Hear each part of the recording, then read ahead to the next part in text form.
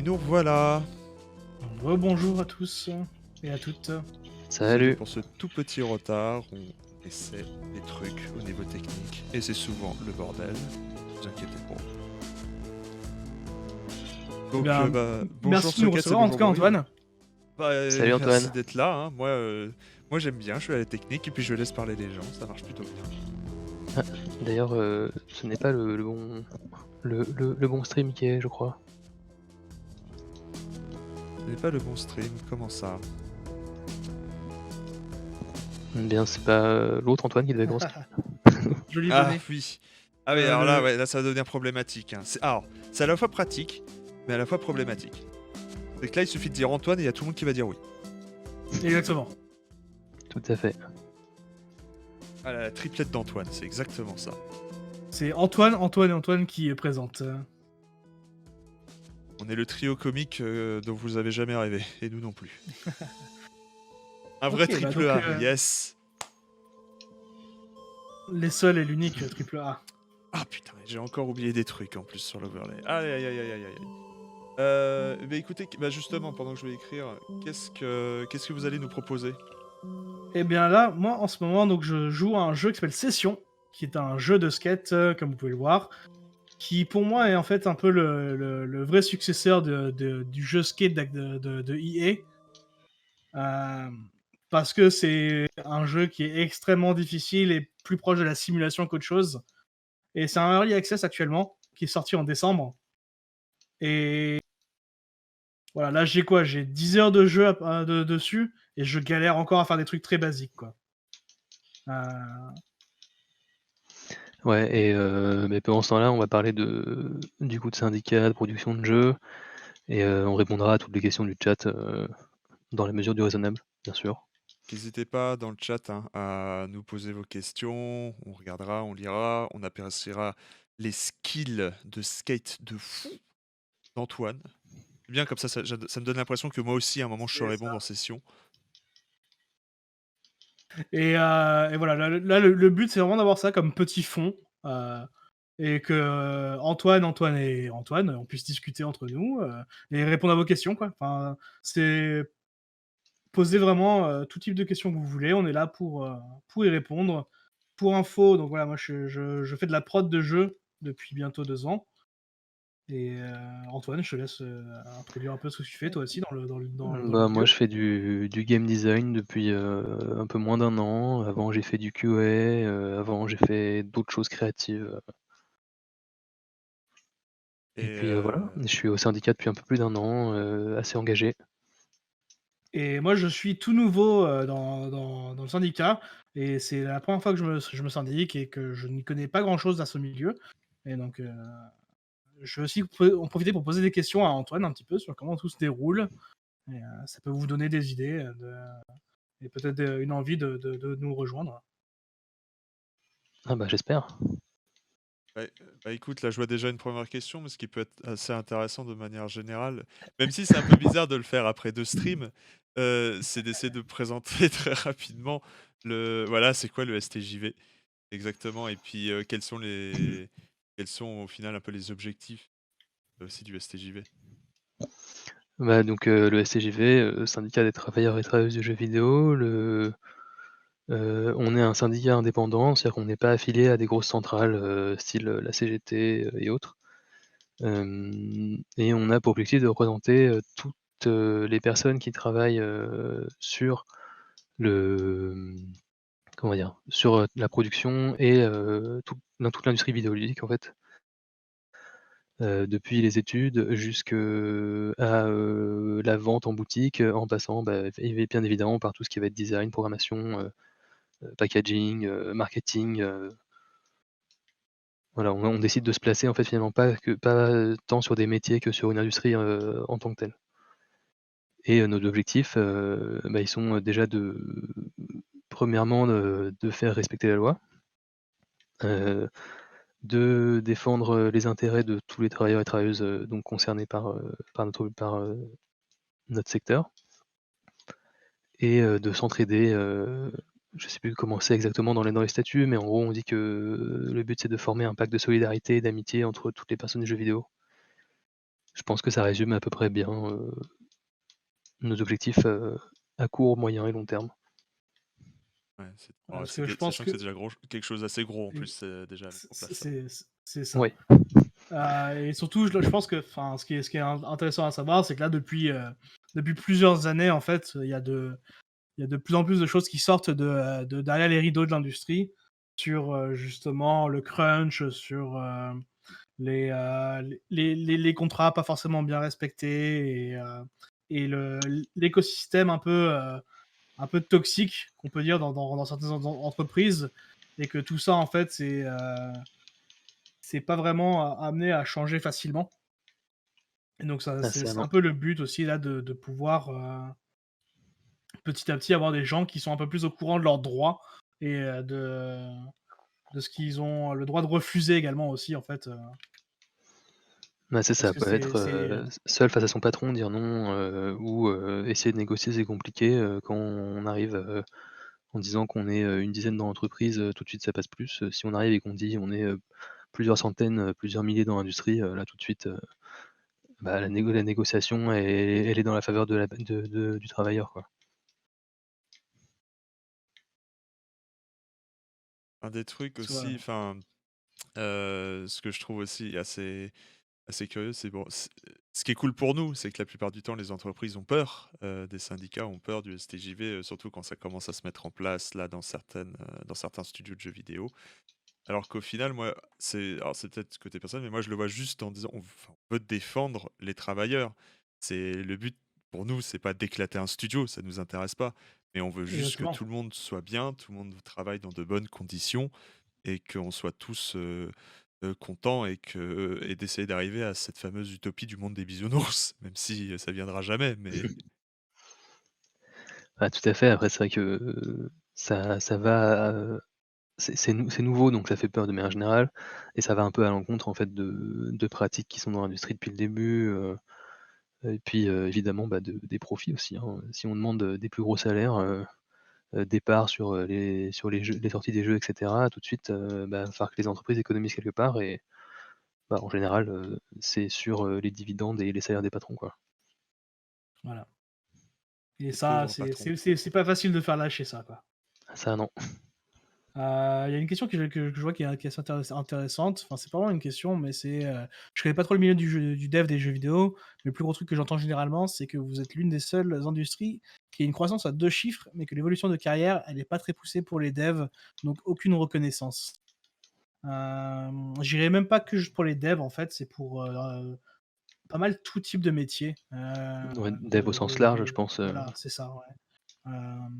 Il y a c'est vrai qu'il y a souvent, en fait, une stagnation à vouloir garder les gens où ils sont pour qu'ils puissent continuer à faire ce qu'ils sont bons à faire, plutôt que d'essayer de développer leurs compétences et essayer de vraiment, faire en sorte que, ils deviennent une réelle valeur ajoutée, quitte à ce que, bah, au pire, ils aillent dans un autre studio un jour, quoi.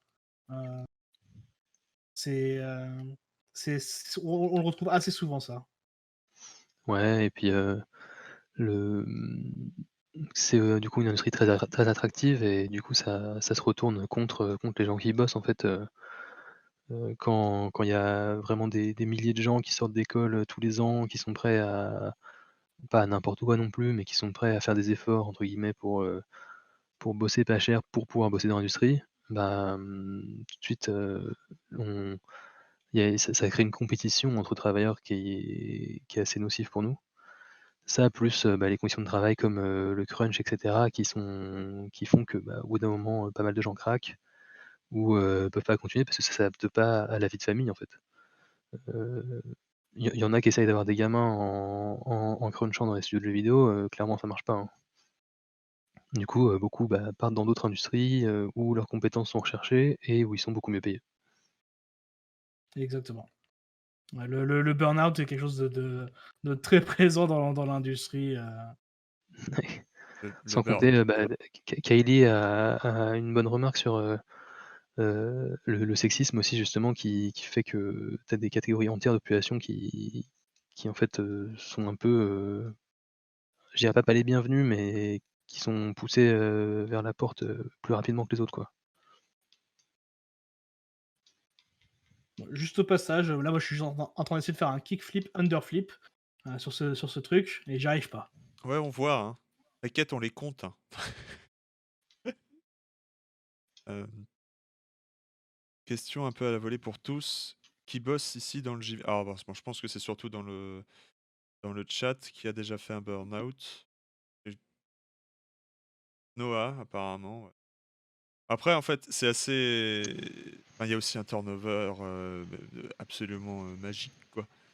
C'est c'est même pas, comment on peut faire une carrière de plus de 10 ans dans le jeu vidéo, en voyant, les conditions de travail et le stress que le crunch peut apporter. C'est assez, Il est Ouais. passé. Ixion a une question, comment combattre la rhétorique de la passion qui sert souvent à abuser des travailleurs? Heu, Bonne question, c'est tout un débat, qu'il y a un peu en cours d'ailleurs avec, sur les discussions autour des, des leaks, de Last of Us 2. C'est en fait, c'est ça se compte en plusieurs choses, le but c'est pas d'enlever la passion du travail des gens parce que c'est quand même, c'est cool de pouvoir faire un boulot qui nous passionne. Mais c'est de recentrer et montrer que matériellement, en fait, bah, c'est cette passion, elle se retourne aussi contre nous, qu'il faut savoir, la maîtriser, savoir dire stop quand même. Heu et puis en fait, bien identifier que, bah, c'est passionnant de faire un jeu vidéo, mais que nous, en tant que travailleurs, en bas de la chaîne, en fait, on n'en retire pas forcément grand chose. La gloire, c'est pas nous qui l'avons, on a notre nom au générique, mais les gens qui présentent dans les salons, les gens qui sont interviewés, bah, c'est pas nous et puis, bah, l'argent, nous, on a notre salaire, éventuellement, on a une prime de 1 000 €, 1 an après la sortie du jeu parce que le jeu a fait des bons chiffres et merci, bonsoir, quoi. Du coup, c'est voilà, c'est bien, en fait, bien recontextualiser et montrer qu'il y a des choses au-delà de cette passion qui méritent d'être prises en compte aussi. un peu le pire bail, en plus du monde au final, de faire de sa passion son métier. Parce que tu mélanges des émotions qui sont problématiques, quoi. Faire des jeux vidéo, il y en a plein qui font ça en mode passion. Enfin, on peut aussi mettre ça par rapport au film, par rapport à de la musique et tout, et qui aiment juste en faire par plaisir. Voilà, parce que bah, être créatif, c'est cool, quoi, c'est sympa. Mais à partir du moment où tu mets des logiques d'une industrie, que tu dois avoir des rendus, que par moment, bah, tu as aussi beaucoup de communication et de collaboration avec des gens avec qui tu pas forcément d'accord, et des batailles d'ego, et tu te rends compte de la dangerosité, en fait, personnelle que ça peut avoir, quoi. C'est limite le meilleur conseil que tu peux donner, que les gens dans un domaine créatif vont dire, c'est: «Cool, tu veux faire ça de ta vie, ne le fais pas. Ou alors prépare-toi parce que ça va devenir un métier, plus une passion». C'est ça. Et je pense que ça, c'est l'élément assez essentiel et qui est souvent détourné, comme on dit depuis le début de cette conversation-là. C'est l'histoire de la passion et que généralement, ça s'argumente du côté donc entreprise en bah, écoute, si toi tu veux pas le faire, il y en a 10 derrière qui sont prêts à le faire. Mais justement, en fait, si toi, en tant que personne, tu es là en train de faire le métier, il y a une raison aussi et ça se respecte et ça se valorise en fait. Et c'est ça qu'il faut réussir à reprendre et à remettre de la valeur dessus. C'est que, voilà, c'est tout le monde n'est pas prêt à faire, les efforts et sacrifices que font certaines personnes pour faire certains jeux, et ça se contrôle, ça se maîtrise. Faut pouvoir respecter que les gens, parfois, ont besoin aussi de pouvoir ne pas être à fond, quoi. De besoin de se reposer, de besoin de changer d'air et autres parce que, justement, ils ont besoin de se ressourcer pour pouvoir, retrouver un peu, leur vague créative, on va dire. Et ça se fait à travers plusieurs moyens, quoi. Enfin, ça c'est par la rémunération, par, les formations, par, des conditions de travail, plus cadrées aussi, Alors, beaucoup de questions. Arma Winterfire, est-ce que l'aspect créatif du JV ne lui donne pas une spécificité pénible dans le sens où des centaines de personnes doivent se mettre au service d'un individu qui détient l'autorité sur la vision de l'œuvre? C'est pas unique dans le jeu vidéo, ça pour le coup, c'est quelque chose qu'on voit dans un peu tous les domaines artistiques où il y a plusieurs personnes qui bossent en fait. Quand Au on voit film. les ateliers d'artistes Ouais. contemporains, où en fait, l'artiste connu, fait travailler beaucoup d'assistants, qui vont en fait fabriquer l'œuvre en tant que telle. Les films, c'est un super exemple aussi et c'est pas toujours vrai qu'en fait c'est une personne qui a la vision créative non plus. C'est un peu plus dilué. Après, bon moi le peu de prod que j'ai connu, c'est vrai que, au final, tout le monde a son mot à dire, mais en fait, le dernier mot, il revient, quand même, à une personne, qui a le contrôle total, quoi. Donc tu te retrouves à faire de la politique dans les équipes de prod, pour, voir qui pour essayer de faire passer tes idées éventuellement en sachant que la personne, qui a le dernier mot, les aime pas trop à la base ou je sais pas quoi, enfin, c'est compliqué mais je pense pas que c'est pas spécifique aux jeux vidéo, quoi. C'est que Ouais. ça, de toute façon. C'est que de la Et, communication. et en fait, Mmh, ça amène aussi Ouais. l'autre grande question de l'industrie, c'est le jeu vidéo est-il un produit ou une œuvre en fait. Et ça va dépendre de qui on pose la question. ah ça oui, complètement. C'est parce que le jeu vidéo aujourd'hui quelque part est quand même aussi devenu un produit de consommation. Personnellement, je le tr j'ai envie de le traiter encore comme une œuvre en fait. Et comme je vois, pour le triple A en tout cas, je vois aussi au-dessus, est-ce que le triple A est une aberration? Moi j'ai envie de dire non pour les 2 en fait quoi. Je suis un grand fan de triple A et ça a morphé ces dernières années et ça a pris une allure assez, on va dire, hétérogène dans le sens où, ils se ressemblent beaucoup, ils s'empruntent l'un et l'autre des mêmes codes pour essayer de toucher un plus grand public, pour être rentable, on va dire. Mais malgré tout le débat qu'on peut avoir sur Hideo Kojima et le fait que Kojima va dire que c'est un jeu fait par Hideo Kojima Productions et que c'est Hideo Kojima Game, ça c'est un autre débat.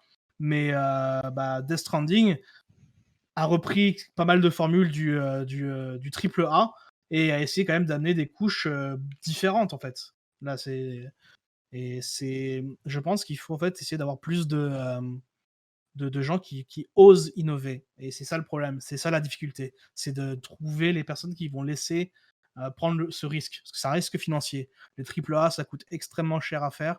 Ça demande des équipes qui sont massives que peu de studios peuvent faire. Je prends Kingdom Come Deliverance, c'est un double A qui avait des ambitions de triple A. C'est un jeu extrêmement ambitieux, mais qui est sorti avec énormément de bugs et énormément de problèmes et qui a mis du temps à se remettre un peu Ouais, ça a été un sur peu les rails. compliqué, ouais. Et mais voilà, ils ont pris des risques en tout cas. Ils ont pris des gros risques sur leur gameplay, leur système, l'intégration du monde et autres, quoi. Mais c'est vrai qu'il y a quand même c'est quand même souvent un problème, ce truc il y a un tout petit nombre de personnes qui est mis en avant, hem, comme plus ou moins ayant créé le jeu parce que ça aide en fait aussi au niveau marketing, hein, très clairement et que ça joue sur le sentiment de reconnaissance du reste des équipes, qui est parfois un peu lésé, un peu voire beaucoup. Et ça, bah, c'est aussi un peu ce qu'on aimerait faire en fait, pour contrer ça, c'est, introduire plus de démocratie dans l'entreprise, dans les équipes de production, heu et pour que justement il y ait moins ce sentiment, enfin que ça arrive, pas juste le sentiment en fait, que ça arrive moins, que les décisions soient prises, de manière collégiale, que tout le monde puisse vraiment apporter ses idées et cetera, quoi.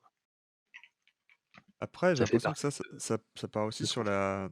la définition du boulot, en fait, d'un directeur créatif, parce que c'est souvent ça, en fait, ou du game director. Chaque studio a son titre, a son type de job associé à ça.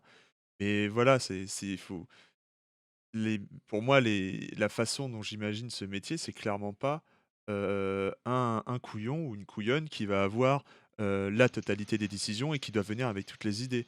Non, c'est quelqu'un qui va certainement devoir faire des décisions. Parce que, ça, c'est peut-être un truc personnel, mais moi, je c'est à l'opposé des scopes, j'ai un peu du mal, à mon avis, à imaginer d'avoir une vraie décision entièrement collégiale, si jamais on veut vraiment sortir un jeu parce que ça va devenir ou en tout cas, c'est un processus très, très long.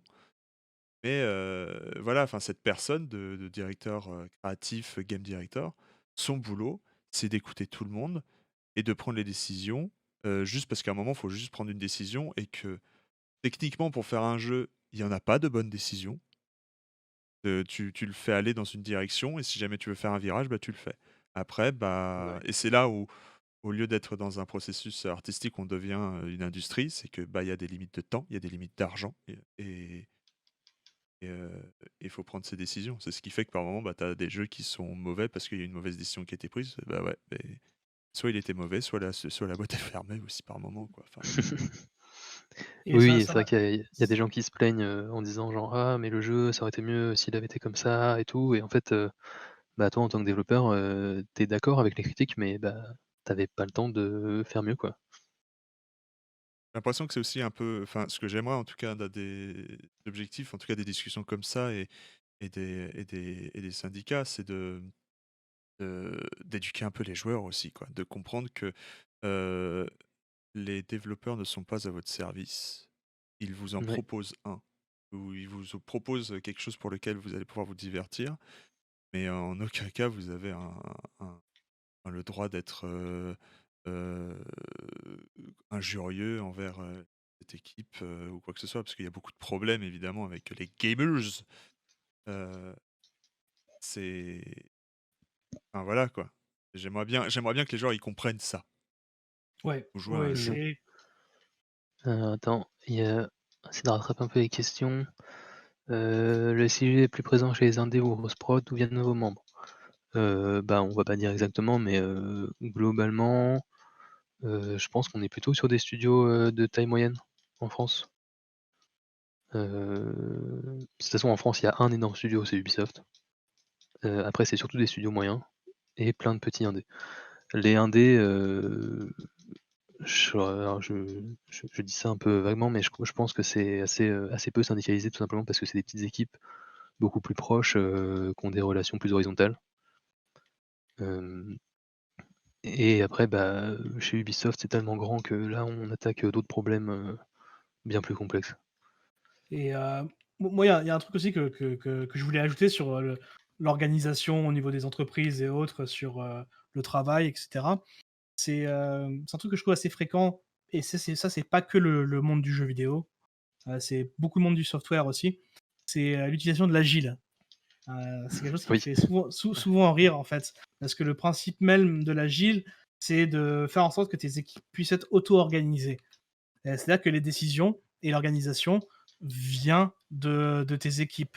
Alors que la façon dont ça se pervertit, c'est souvent de faire en sorte qu'en fait, il reste une hiérarchie top-down qui décide des choses et qui donne en fait des tâches à faire aux, euh, aux équipes en dessous, tout en utilisant un langage et une méthodo, par exemple le Scrum qui est extrêmement employé, juste pour utiliser l'étiquette de on fait de l'agile. Alors que l'agile, c'est plus une est-ce que tu peux expliquer philosophie un peu et ce que c'est l'agile? Ouais. voilà, c'est bah voilà, comme je disais au début, c'est vraiment de faire en sorte que tes équipes aient les moyens et les compétences pour pouvoir effectuer leur travail et s'organiser. Ça passe par de l'organisation avec un Scrum Master et un Product Owner qui vont donner enfin, qui vont aider à façonner la vision. Ils ne vont pas décider de la vision, ils vont la façonner avec les équipes, et ils vont plus gérer du coup les demandes entrantes et aider à faciliter le travail des équipes. Ensuite, c'est les équipes qui ont un backlog et qui ont une liste de choses à faire, qui vont décider de comment est-ce qu'ils vont livrer le produit ou l'œuvre de la façon la plus itérative possible, avec le plus de valeur possible. C'est Et le problème, en fait, c'est qu'on se retrouve souvent dans un format où on a une deadline très ancrée, comme il faut sortir une alpha pour telle date. Et rétroactivement, on dit, bah, on va faire de l'agile pour y arriver. Et c'est là où ça marche pas très bien, parce que l'agile n'est pas supposé avoir de deadline. Tu sors quand tu es prêt, mais tu itères au fur et à mesure.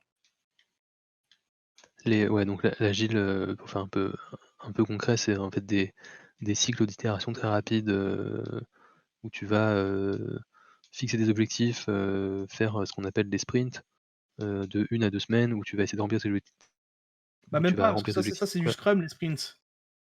Ah ouais? Donc tu vois, moi, même moi, je suis un peu, je suis pas très clair.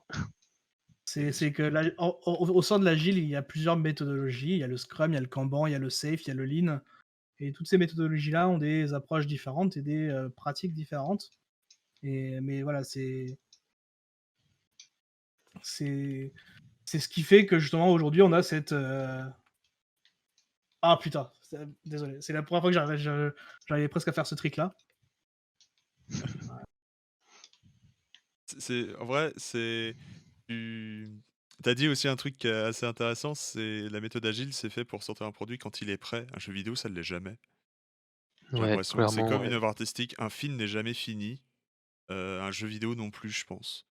Et tu as toujours quelque chose à faire. Or, des bugs, et on parle pas des bugs et des histoires, c'est vraiment genre, tu peux toujours, surtout en design, ah, j'aimerais bien ajouter cette feature, cette fonctionnalité.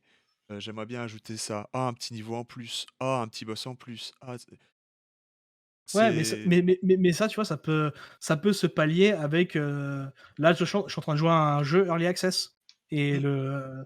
le jeu n'est pas fini. Le jeu n'est clairement pas fini. Il est sorti, mais il est pas fini. Et donc, ils release les features au fur et à mesure.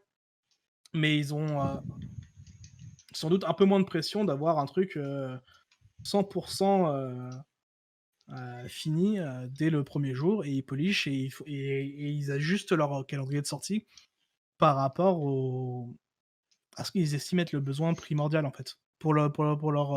J'utilise le terme de produit encore, mais la roadmap, tout à fait, ma Flubel. Ouais, J'ai qu'est-ce remonté un, qu'on a remonté un d'autre? peu dans les questions. J'en ai vu une passer. Alors, je sais pas si on va pouvoir éventuellement beaucoup commenter dessus. J'ai oublié le pseudo. Est-ce que le succès Dead Cells a tué le modèle Scope? Pas. Enfin, Chez Motion Twin, on peut pas parler à leur place, hein, très clairement. ouais, voilà, Ouais, clairement. En fait. c'est ça. De manière Mais générale, enfin, alors moi ayant parlé un petit peu avec quelques-uns des gens de là-bas, pareil, hein, je peux pas leur prêter d'intention, donc faut prendre ça avec un grain de sel, mais de ce que j'avais l'impression, leur modèle de scope marchait très bien parce qu'en fait ils étaient entre gens qui se connaissaient, qu'ils avaient pas vraiment l'intention de grossir. Et du coup, il y a moyen que le succès de Dead Cells, ayant été beaucoup plus gros que prévu, ait remis en question quelques trucs chez eux, mais ce qui est normal en fait aussi, hein, si quand c'est pas prévu, prendre des décisions démocratiquement, bah, c'est plus compliqué toujours, hein. il faut voir d'autres studios, parce que Motion Twin étant, je pense, une des références les plus publiques et connues avec le documentaire de Game Spectrum, je crois. Ouais. Et de manière générale, parce qu'il s'affirme là-dessus, c'est génial qu'il s'affirme. Mmh. Mais il faut voir s'il y a d'autres studios qui utilisent le même fonctionnement, moi j'en connais pas. Si, il y en a en indé, il y en a, alors après moi j'en connais pas qui sont aussi vieux Ah oui, la que poule Motion Twin. noire, effectivement. Motion Twin, c'est vraiment très vieux, Oui, c'est ça la mais différence, on va dire. c'est un sujet intéressant, hein. Si, franchement, enfin, si jamais on arrive à rassembler des acteurs pour éventuellement faire un stream et discuter autour de ça, ça pourrait être super cool. Parce que c'est des questions intéressantes. Et qu'il y a clairement d'autres manières de penser l'organisation d'une entreprise pour la création de jeux vidéo et la création tout. Tout à fait, ouais. Ouais, ça rentre encore dans les objectifs du syndicat de promouvoir, ce genre d'organisation alternative du travail, plus démocratique, ouais. Motion Twin, je les ai financés à moi tout seul avec mes allopass. Eh, Le bon tous, vieux hein. temps, des Halopass. Et donc là, moi j'en profite, je pense que ça va être le moment de switcher vers le jeu d'Antoine aussi. Yes? Eh ben écoutez, Yes. Et donc Antoine, tu me dis. merci d'avoir regardé avec moi mes belles catastrophes. Non, on va Ouais, ça continuer à avoir va. ta tête du coup. Mais Oui, on va on va continuer continuer à juste voir sa après. tête. Pas grave. On fera comme si c'est toi qui jouais. De toute façon, c'est pareil, Exactement. on va voir le jeu d'Antoine. Avec la tête Et Dans d'Antoine. tous les cas, ouais, avec la voilà. tête Ce sera d'Antoine. toujours un Antoine partout. Donc Est-ce que Antoine t'es prêt du coup? Est-ce que je peux déjà afficher ton jeu? Je suis prêt. C'est parti. Oula. Eh ben, Alors on le bonjour. voit. Donc, Et à quoi tu vas jouer? donc Through the Darkest of Times, c'est un jeu assez récent fait par, Pain Bucket Games en Allemagne. En gros, l'idée, ça va être de, gérer un groupe de résistants, allemands, qui doivent survivre à travers, le règne nazi. C'est beaucoup plus joyeux que Sessions, comme on peut le voir. Et là, j'ai fait une sauvegarde où, on commence le chapitre 2, donc le premier c'est en 1933, au tout début, et ça finit par donc les événements de Copernic qui sont marqués là. Un événement réel où en fait, des SA, donc en gros le bras armé du parti nazi à l'époque, ont, fait un raid sur, une banlieue, communiste de Berlin et ont, tué une soixantaine de personnes. Et donc là, on se retrouve 6 ans plus tard, c'est le moment des JO de Berlin en 36. Et donc moi ça m'a D'accord. moi ça m'intéressait, énormément de voir ce jeu parce que, j'ai toujours voulu y jouer. Il est dans ma wishlist depuis quelque temps et bah, c'est Antoine qui m'en a parlé et qui m'a dit: «Bah, attends, pourquoi est-ce qu'on le montrerait pas et comme ça on fait une pierre deux coups». Alors j'ai passé un peu vite, ça c'est l'histoire, parce que si ça prend du temps. Hop. Ah putain, j'aurais dû passer ça, avant, désolé. En gros, on négocie, pour, il y a un de nos amis qui est un membre, assez proche du parti nazi qui, essaie de nous motiver pour, pour reprendre du service. Parce que, l'idée c'est que, les les nazis vont essayer d'utiliser les JO de 36 pour, faire leur propagande et montrer qu'en fait, tout va bien en Allemagne, que leur politique, elle est bonne pour tout le monde, et que le reste du monde devrait faire pareil. Pour faire, en très, très gros, hein. Un sujet léger. Oui. Oui, alors ouais, hop. Et c'est intéressant comment ils l'ont traité du coup, celui-là. Donc voilà, Hem, hop, je vais ça fait remonter pareil un peu dans la liste des questions, j'ai noté encore une. N'hésitez pas, à continuer, on les suit, on les note même si, vous avez l'impression qu'on n'y répond pas immédiatement. C'était une question de Maf, je crois, à propos heu, enfin voilà, à propos du financement du JV. Où en est le financement public du jeu vidéo et qu'est-ce qui existe par rapport à ça? grande question. À Financement part le public. CNC, Déjà, ouais, j'allais dire le CNC quoi, mais en gros, le CNC propose, Ah, de plus en plus, là, récemment, ça s'est un peu, élargi. Avant, c'était juste un crédit d'impôt, mais je crois que maintenant, pour les designers, il y a des aides à l'écriture d'un jeu vidéo et alors, je pense que ça parle vraiment d'écriture au sens design et pas écriture au sens narration et au sens scénario. écriture, c'est une aide, pour, aider au tout début, d'une production. C'est plus pour, c'est écrire les scénarios et écrire en fait les documents de game design qui vont servir Oui. à faire le jeu après. Et il y a aussi une aide au prototype, je crois. Ouais, proto et puis après ça va, financement, crédit d'impôt pour la production et cetera. Alors attends, je vous fais une petite présentation vite fait. Donc là, en fait, on a donc 5 membres qui ont des stats différentes, qui vont leur permettre de réaliser différentes missions. Un truc qui est assez important dans ce jeu, c'est qu'ils ont tous un alignement politique. Alors moi, je crois que j'ai 2 communistes et 3 sociaux-démocrates. Mais il y a aussi, tout le spectre politique qui est représenté. En fait, on peut faire un espèce de gang de monarchistes, qui veulent, remettre, l'empereur, Guillaume II sur le trône, quoi. Et c'est ça et d'autres choses, bah, par exemple, elle est raciste, elle est elle est misogyne, tu vois? C'est des choses qui vont faire qu'il peut y avoir des engueulades entre membres du groupe qui vont éventuellement le mettre en danger.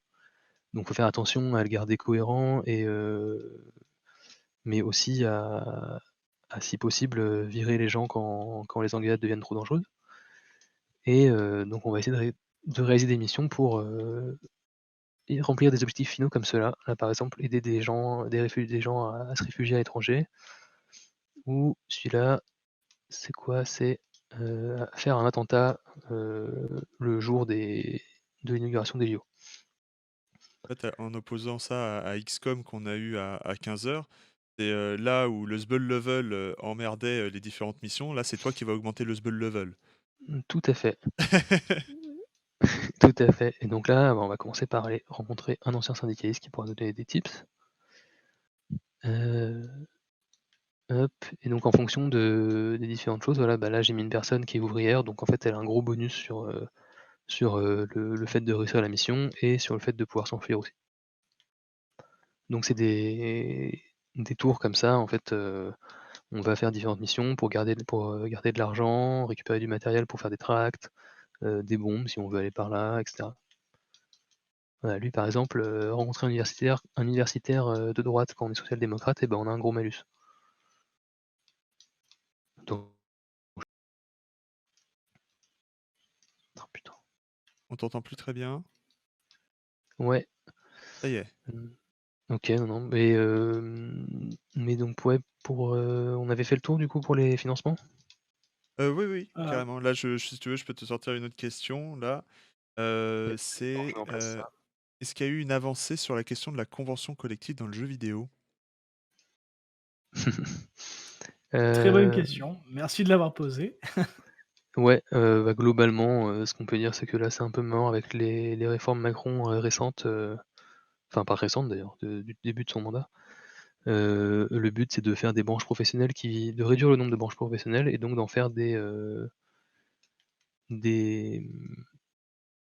comment dire? D'en réduire le nombre et donc d'en faire des plus grandes, et donc en fait, les branches professionnelles, vont être, je crois, à un minimum de 20 000 salariés ou quelque chose comme ça, donc beaucoup plus que ce qu'il y a dans le jeu vidéo. Et du coup, pour pouvoir négocier ça, en fait, on n'atteindra jamais les chiffres, qu'il faut, quoi. Et non, MAF, il y a toujours pas de convention collective pour le jeu vidéo. La plupart du temps, les entreprises vont se baser sur, alors, corrigez-moi si j'ai des conneries, mais sur la Syntec, Ouais, tout la à Ouais, fait. convention collective pour le développement de logiciels. Enfin, voilà, pour les entreprises s développant des logiciels. bureau d'études, développement logiciel, Ouais, et informatique, ouais. voilà, Qui, donc je crois que c'est au moins 60 des studios de jeux vidéo qui sont dessous. si vous cherchez level ou game designer là-dedans, vous allez bien rire. Voilà, ça n'existe pas.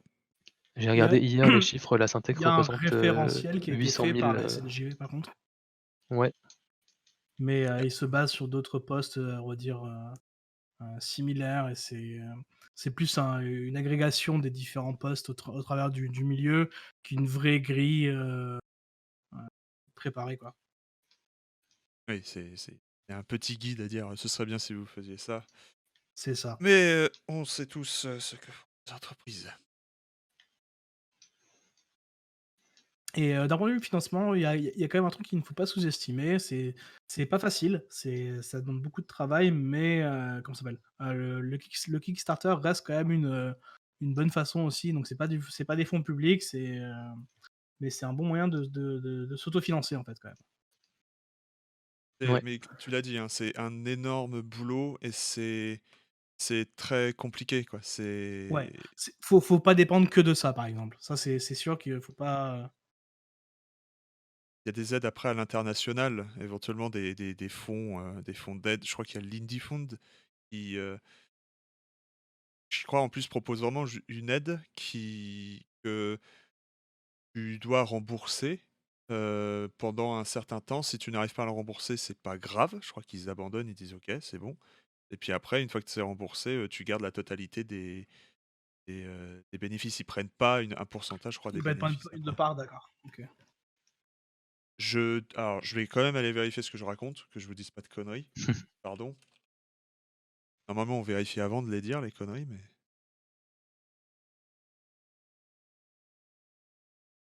je regarde aussi en même temps. Enfin, si vous voyez des questions, n'hésitez pas. Ouais, je regarde un peu, non? Heu, non, j'aurais pas vraiment de nouvelles. J'ai dit des conneries, pardon. Pardon, l'Indie donc, vous propose un financement. Une fois qu'il est remboursé, ils récupèrent 25 du revenu jusqu'à ce qu'ils aient en gros eu le l'équivalent, de l'investissement initial. Mais si jamais, en gros, ils vous payent 1 000 balles, vous leur en rendez 2 000. Si jamais ils n'arrivent pas à avoir les 2 000 au bout de 2 ans, c'est, ça s'arrête. OK, ouais.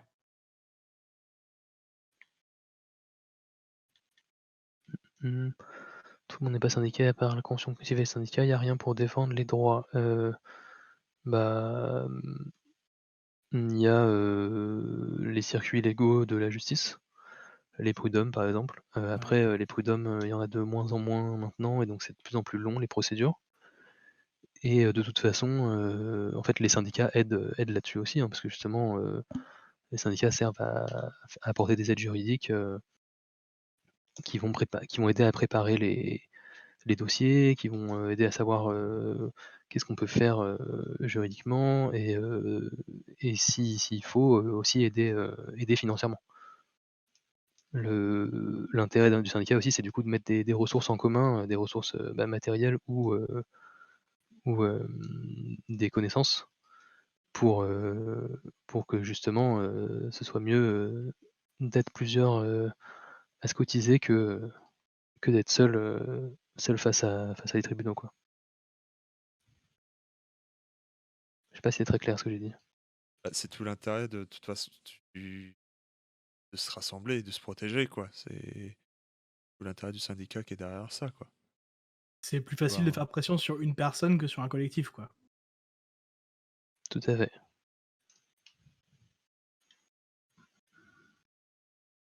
Alors comment se passe ta mission pour l'instant, Antoine? Pas très bien, j'essaie de là, au début des chapitres, en fait, il faut essayer de nouer des contacts.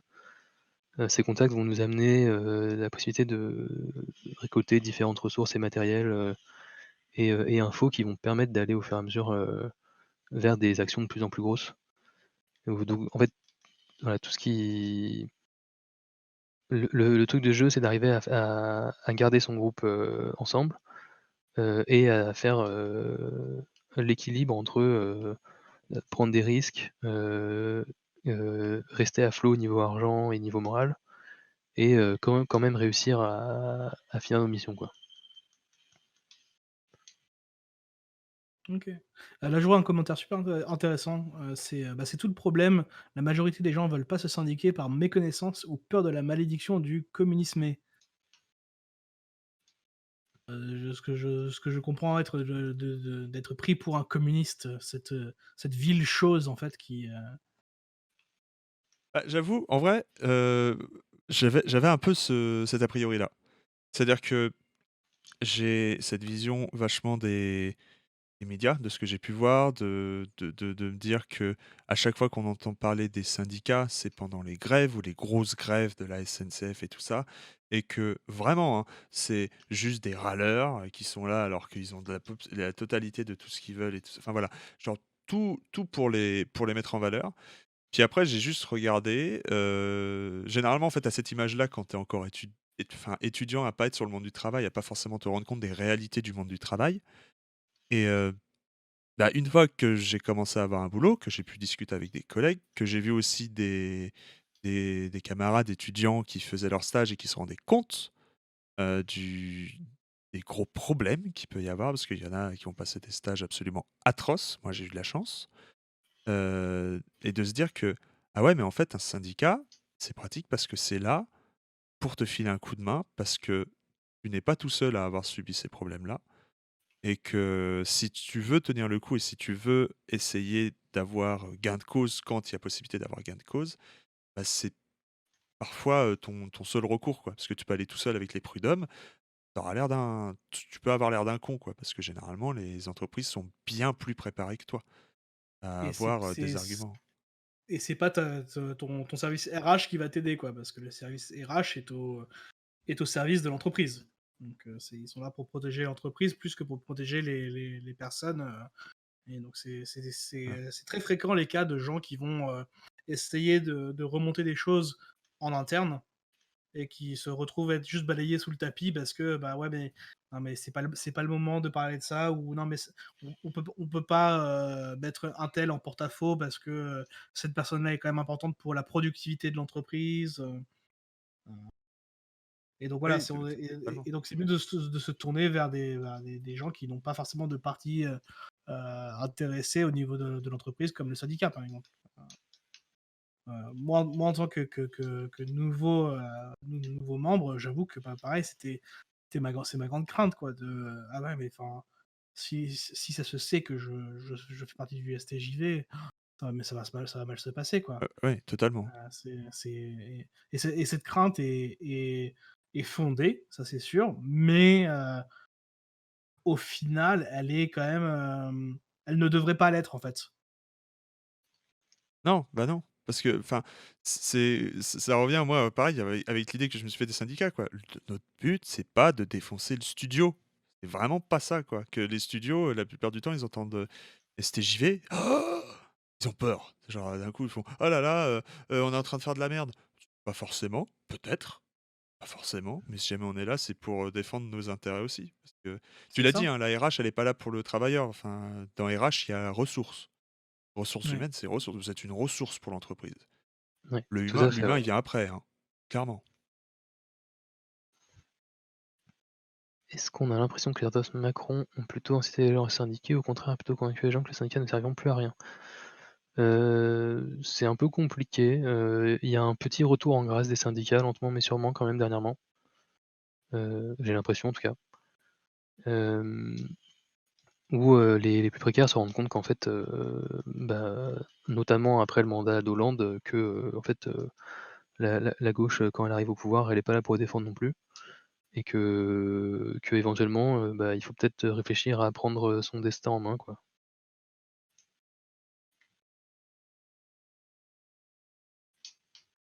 Comment ça a changé votre vision des choses, éducation au droit et vie dans l'entreprise depuis que vous êtes syndiqué?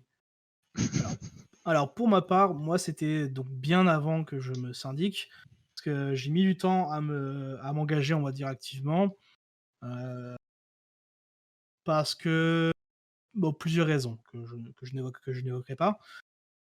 Mais c'est depuis que je suis passé du côté, Amérique, la côte ouest et l'ultra-capitalisme, et vraiment ce côté très Silicon Valley, startup nation, au sens pur, que j'ai commencé en fait à remarquer des choses qui me dérangeaient, et le retour en France, m'a fait mal en fait. Parce que je voyais en fait ces mêmes travers et biais se reproduire en fait, d'une façon, beaucoup plus sournoise en plus, je dirais. Et donc c'est là où j'ai commencé moi du coup à m'intéresser de plus en plus à ces questions de société et de collectif, contre l'individu, d'essayer de soutenir en fait, justement, heu, l'individu par le biais du collectif en fait. Il y a une question, plutôt cool. Y a-t-il des patrons de studios, plutôt indés j'imagine, qui demandent des conseils aux syndicats pour la gestion du travail ou des travailleurs? Mmh, je me souviens pas que ce soit arrivé.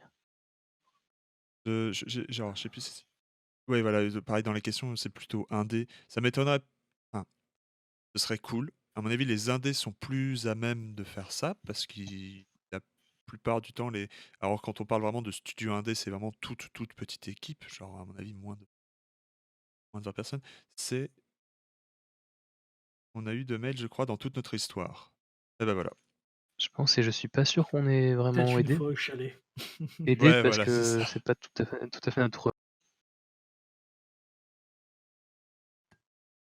Pas tout à fait neutre, pardon? notre rôle, de Oui. d'aider,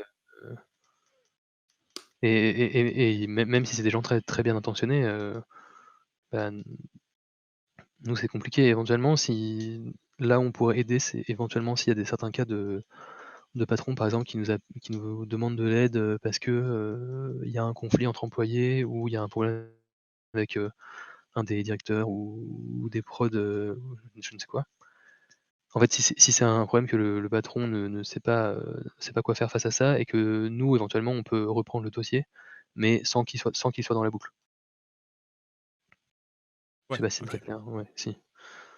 Parce que nous, en fait, Heu, nous, le but, c'est qu'on va aider des gens, de manière à ce qu'ils puissent, parler, se confier à nous et nous transmettre des infos qui ne doivent, arriver à leur patron, quoi. Mmh. Faut que les gens soient sûrs de pouvoir rester anonymes, de pouvoir, voilà, nous transmettre tout ce qu'ils peuvent et que, nous, même nous, au sein du syndicat, c'est pas disponible à tous les adhérents. On fait attention et jamais leur patron ne sera au courant, quoi. Sauf si eux, le veulent explicitement. Mmh. Je rebondis sur, des questions là. Hésitez oui, je vois dans le chat s'il y en a qui se posent la question d'être syndiqué ou pas, il y a plein d'informations. Si vous êtes intéressé, il y a plein d'informations sur le site du STJV, stjv.fr et il y a pas besoin en gros d'avoir un taf en fait, mais c'est, si jamais vous faites partie du milieu du jeu vidéo, c'est plus on pourra, éventuellement vous aiguiller ou vous aider là-dedans. Sachant que alors c'est là où, par contre, où je vais arrêter parce que je dis des conneries à chaque fois sur les chiffres, mais comment ça se passe pour l'adhésion? Quand c'est pour l'adhésion, bah, il y a un formulaire, d'adhésion sur le site. Suffit de le remplir et après, bah, il y a une cotisation. Alors après, heu, nous, on a mis 2 modalités. Il y a la modalité standard, en fait, que font tous les syndicats, qui est de, heu, dire que vous allez reverser, en fait, 1 de votre salaire net au syndicat. Mais nous, on laisse aussi la possibilité d'avoir une cotisation libre, justement parce qu'on représente aussi, les étudiants, les chômeurs, que notre industrie, elle est hyper précaire et que parfois même 1 du salaire net, bah, en fait, c'est pas des choses que les gens peuvent pas faire. Donc voilà, on prend, même, des inscriptions, je crois, à partir de 0 € en fait, quand il y a besoin. Ouais, voilà, bah, Ouais. tu l'as dit, Maf, c'est il y a un peu cette idée-là, quoi. Oui, voilà, On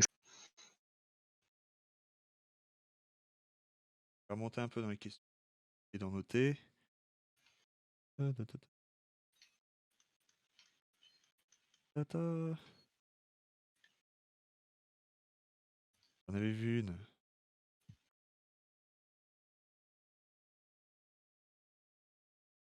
bon, en vrai, moi, je suis vraiment dans la merde dans mon jeu parce que, tout le monde a envie d'arrêter de militer parce qu'ils ont peur, ils ont plus le moral et je trouve pas de moyen d'augmenter leur moral. Donc tout va. Bah, après remarque, là, je sais pas s'il y a d'autres, questions, mais vu qu'on arrive, tranquillement vers 18:00, heu, Ouais. là, j'attends de voir un petit peu, mais sinon, bah, on va pouvoir, éventuellement conclure ce premier stream estampillé STJV sur la chaîne STJ. Hem, on a eu quelques petits problèmes, techniques. Traduction, j'ai mal réglé les choses et le premier stream n'a pas été enregistré. Le second, je l'ai enregistré à l'arrache, un tout petit peu en retard, donc on devrait pouvoir l'avoir en replay. Celui-là, c'est bon, j'espère. Sinon, même idée que le 2. J'aimerais bien qu'on programme d'autres streams. Il faut voilà, là, l'occasion, on a suivi, un peu le modèle qu'a fait, Gameworkers Unite, à Montréal, qui était pareil, de faire un stream, pour la journée des travailleurs et travailleuses et bah, pourquoi pas faire la même chose? Donc bah, si ça vous intéresse, il y a clairement moyen qu'on en refasse d'autres avec, peut-être d'autres sujets, des tables rondes, des événements. C'est pas tout est possible, tout est réalisable. Le seul truc qu'il faut, c'est les organiser parce qu'on est au syndicat, et ça fait partie des tâches, régulières, heu, Mmh, ouais et comme tu dis, bah, heu, c'est qu'on est un syndicat, en fait, complètement bénévole. On n'a pas de permanents qui sont salariés, personne n'est obligé de travailler ou même de finir des choses qu'ils ont commencé chez nous, parce que c'est pas le but. Nous, on veut que les gens, puissent, faire, à hauteur de leurs moyens, heu et qu'en échange, on aide tout le monde. Du coup, bah, voilà, comme tu disais, on essaiera d'en faire, d'autres, selon la disponibilité des gens, selon l'énergie qu'on a. Mais en tout cas, moi, j'aimerais bien. ah voilà. Écoutez, c'est une promesse, il y en aura d'autres et on vous préviendra. Donc on vous invite à suivre les réseaux, surtout le Twitter du STJV. Évidemment. Alors est-ce que quelqu'un est plus rapide que moi pour que poster le lien, du Twitter du STJV? Heu, à suivre là-bas parce que vous verrez toutes les informations sur l'actualité, les différents moments. Parce qu'à défaut de pouvoir être dans la rue ce 1er mai, Ouais, tout à fait. Puis et à être dans la rue pendant ce confinement, on va continuer quand même sur Internet à vous parler, à communiquer. Ouais, tout à fait. Eh ben, écoutez, merci beaucoup à tous, Merci à tout le monde, hein. à tous ceux qui sont venus aussi participer, faire une petite présentation, un petit sujet. On a eu une journée vraiment sympathique, de stream. On et moi, je vous dis à très bientôt. Je sais pas si vous avez quelques petits mots de la fin? Moi, je tiens à remercier l'organisateur aussi, hein, Bah oui, merci Antoine, à toi. C'est vrai pour, que pour toute Stockard. l'organisation, hein, c'était nickel. Ah bah, j'espère que c'était cool. On va essayer d'en faire d'autres. Et puis, bah, merci de nous avoir suivis. On se retrouve, tous une prochaine fois. Passez une bonne, après-midi, une bonne soirée plutôt, pardon. Salut! Et Bonne soirée à tout le monde. bonne fin d'après-midi à tout le monde. Salut.